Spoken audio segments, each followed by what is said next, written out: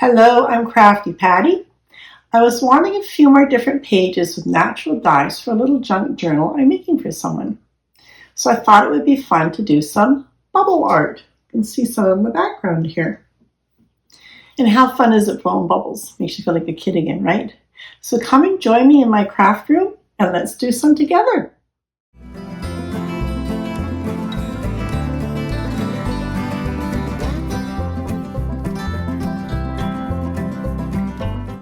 Put 1.5 cups in all of these, so you don't have to think about any quantity.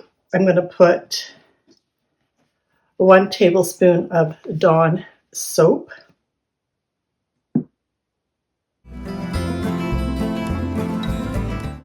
And what have I got in here, you might ask?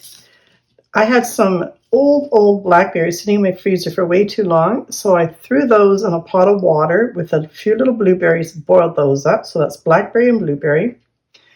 I made some beets, saved my beet juice, that's beets. This is 3 tablespoons of instant coffee. And on this one, I actually had some Wild Singer wild berry tea bags that have been sitting in my cupboard for a long time as well. So I got those used up. That's this one. And this is 4 bags of red rose black tea, which I just made up in one of these larger mugs with my boiling water. Just let it steep for a couple hours. And this is what I've got here. This is the coffee that I found at the dollar store, or Dollarama actually. It was only $1.25 a jar for 50 grams. And if you look at this in the grocery store, for a little bit of a larger container, you're going to be paying $68. So do look at your dollar store for the coffee. I'll be using color inkjet and laser HP coffee paper. And this happens to be 24 pound, 163 for whiteness. I'm also going to try some Kansan watercolor paper. And this is cold pressed, 140 pound. And I have a piece of coffee stain paper that I made a while back, and I'm going to use that because it's a little bit faded out. And so we're just going to use that to use for the bubble art as well. I just did that whole sheet and realized I was not filming, so let's do that again. I've got 2 sheets of paper for the coffee paper, and I'm into the blackberry and blueberry, blowing bubbles.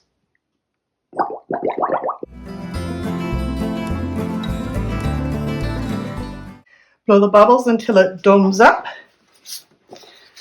Place it down. Lift it up. And there's your beautiful print. So I'll just add a few more around the other sides.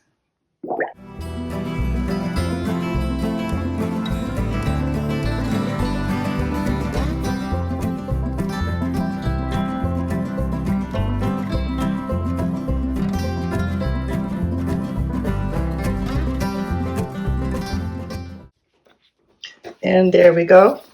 Print number 2. Blackberries and blueberries. I placed these 2 prints together because I want to do the other side as well.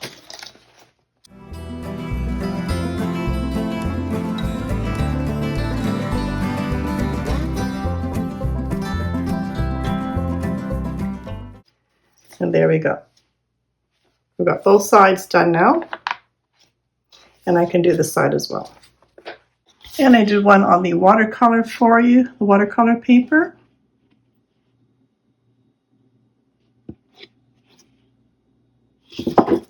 And I did one on the already coffee stained paper for you, just to give you some ideas. This one looks more antique.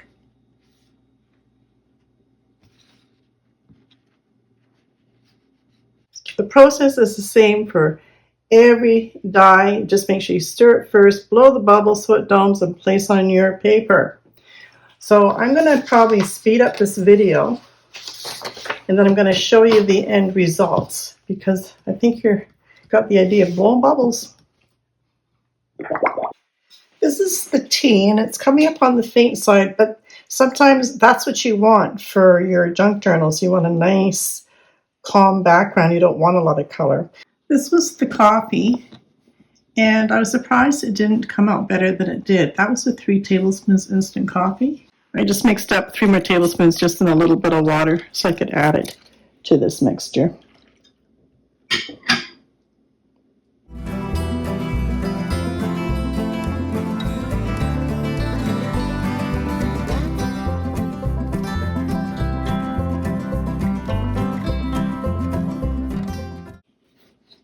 definitely darker. Yeah, that's better. We definitely needed more coffee in there. There's the difference.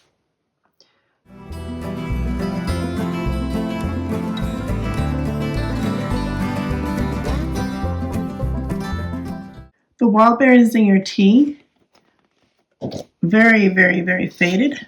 But if that's what you like, I mean, it might work for something. But I'm going to give that one a miss and not use it. But I thought I'd have fun and try using all 4 of these on the same one and get a multicolor one and see what we get. There's some faint tea, and that's the coffee.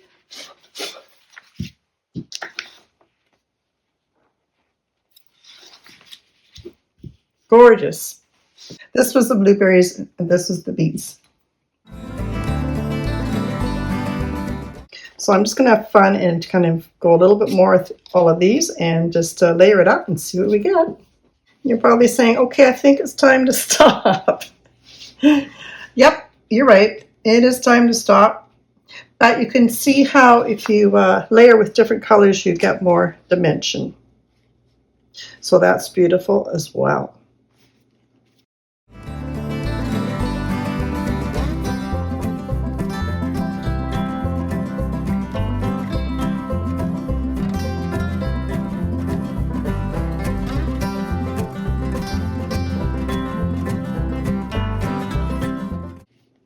So that frothy bubbles, those are going to make those little bubbles, which I don't really want.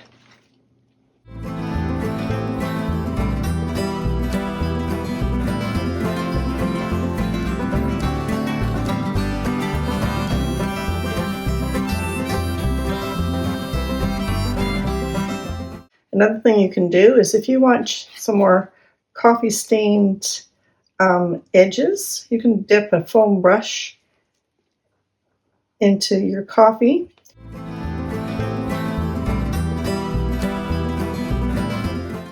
And it will bleed onto your paper.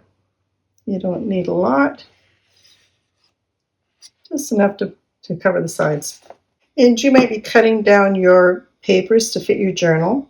So once you've got it cut to the size you want, you can then come in and do the same thing once you've got your size of your paper cut the size you want. And I just noticed that I didn't do some of the back sides of some of my prints. And if you want to use them in a journal like this, then it's kind of nice to have a pattern on both sides. Just for some other little added feature, you can also use stencils, pop them on. And this is just your very quick method of doing this. Just get a little bit of coffee stain and just dab it in, and you'll get the imprint. And if you're just looking for something really quick and really subtle, then this is great. Don't have to wait for it to dry, just pop it off and you have your imprints.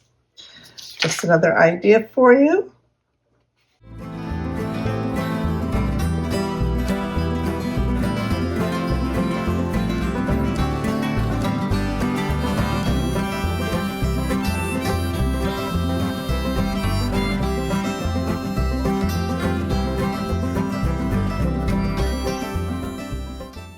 I hope that gave you some fun ideas. You can use these papers to wrap gifts, especially the copy paper ones, and put a couple together if it's a larger gift. You can make greeting cards from the ones we put on the watercolor paper, make bookmarks, use these for backgrounds, lots of different things you can do with the bubble art. And we did go over me doing some bubble art on top of a coffee stain paper. So don't worry, I'll leave the link to how to coffee stain your papers in the description below this video. And make sure you turn on your notification bell so you don't miss the next video where I'll use some of these gorgeous bubble papers and some of the eco printing papers I did in the past to make a wonderful little memory book, and it's actually going to be for a pet. So until then, bye-bye.